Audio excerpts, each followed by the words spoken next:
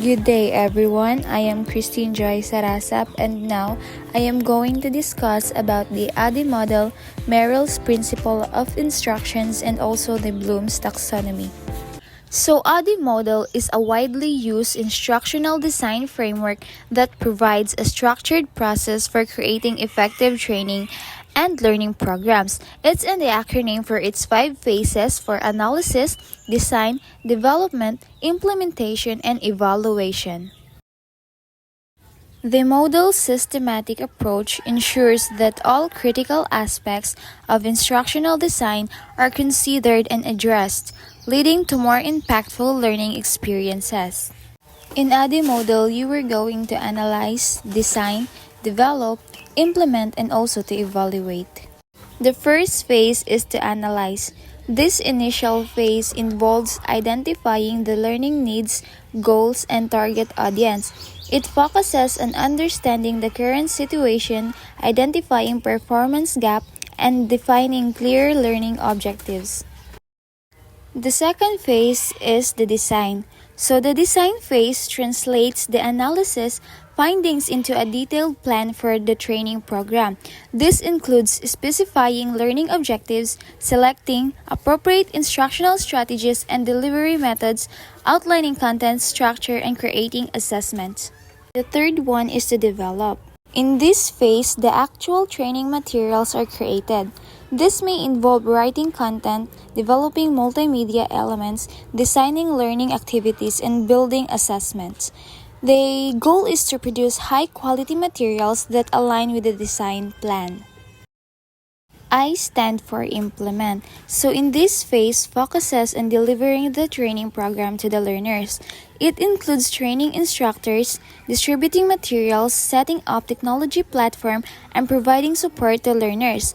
Effective implementation ensures a smooth rollout and learning engagement. Lastly is to evaluate. This is the final phase that assesses the effectiveness of the training program in achieving its learning objectives. This involves collecting feedback from learners, analyzing performance data, and measuring the impact of the training on the learner's outcome. The ADI model offers a structured, systematic approach that ensures through planning and execution. However, its linear nature can be inflexible, potentially hindering creativity and innovation. It can also be resource-intensive and time-consuming. The ADI model remains a valuable tool for instructional design, particularly for complex training programs where a structured approach is beneficial. However, it's crucial to consider its limitations and adapt it to fit specific project needs. And this systematic process ensures the effective training by prioritizing needs analysis, and also to improve and adaptability to diverse contexts. The result is to improve project management, efficient resource allocation, and ultimately, and have a better learning outcomes. And now we are going to the Merrill's principle of instruction. It focusing on real-world tasks. MPI emphasizes activating prior knowledge, providing clear demonstration, encouraging application in authentic context, and promoting integration of learning into new situations. This active, application-focused approach fosters deeper understanding and enhances knowledge transfer, contrasting with passive learning methods. The cyclical nature of MPI allows for continuous refinement and ensures learners actively participate in their learning journey. The Merrill's principle of instruction, or MPI, represent a significant advancement in instructional design, offering a learner-centered approach grounded in cognitive psychology. Unlike traditional methods that often prioritize content delivery, MPI emphasizes active learning and the application of knowledge in authentic context. At the heart of MPI lies a task-centered approach focusing instruction on real-world problems and situation learners are like to encounter. This shift from abstract concept to practical application fosters deeper understanding and enhances knowledge retention.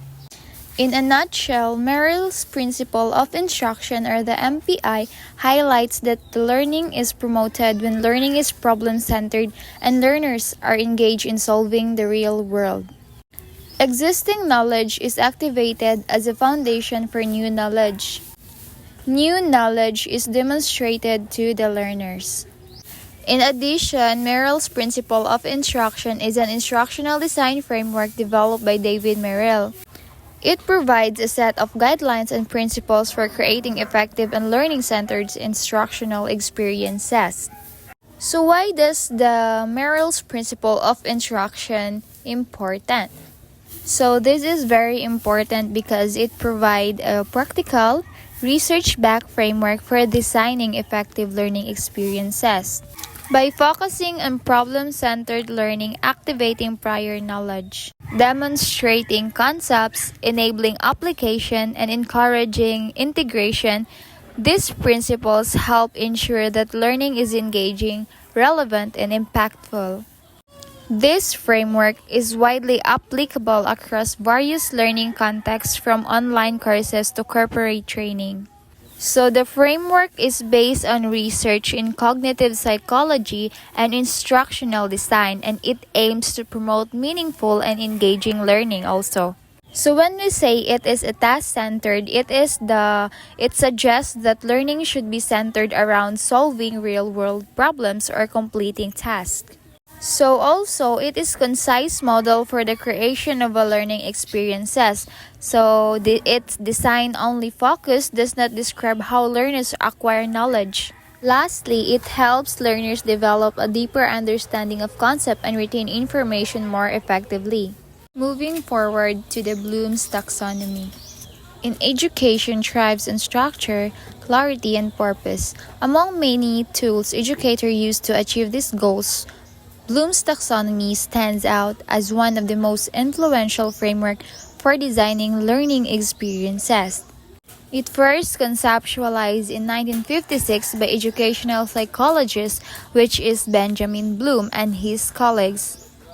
This hierarchical model has shaped curricula, assessments, and instructional strategies for decades. Its enduring relevance lies in its ability to categorize learning objectives into distinct cognitive, affective, and psychomotor domains, encouraging educators to foster both foundational knowledge and higher-order thinking skills. Bloom's taxonomy emerged from a collaborative effort to create a standardized classification system for educational goals. So the original framework focused on three domains, which is the cognitive domain, affective domain, and the psychomotor domain. When we say cognitive domain, it is intellectual development from basic recall to critical analysis. And then when we are talking about the affective domain, it is about the emotional growth encompassing attitudes, values, and empathy. Lastly also is the psychomotor domain, which is the physical skills ranging from coordination to complex motor tasks. While the cognitive domain gained the most traction, the taxonomy's holistic approach underscored the interconnectedness of knowledge, emotion, and action in learning. The cognitive domain, revised in 2001 by Anderson and Catwell, remains the cornerstone of Bloom's legacy. The updated model redefined the original 6 levels into action-oriented tiers, replacing static nouns with dynamic verbs to emphasize active learning, which is to remember, understand, apply, analyze, evaluate, and to create. This hierarchy challenges educators to move beyond rote memorization, guiding learners towards innovation and critical thought. For instance, a biology lessons might begin with memorizing cell structure or to remember, progress to debating ethical implications of genetic engineering, or to evaluate and culminate in proposing eco-friendly solution or to create. The affective and psychomotor domain, the less emphasized, the affective and psychomotor domains complete Bloom's vision of holistic education. The affective domain addresses emotional intelligence, such as fostering respect for cultural diversity or cultivating a passion for environmental stewardship.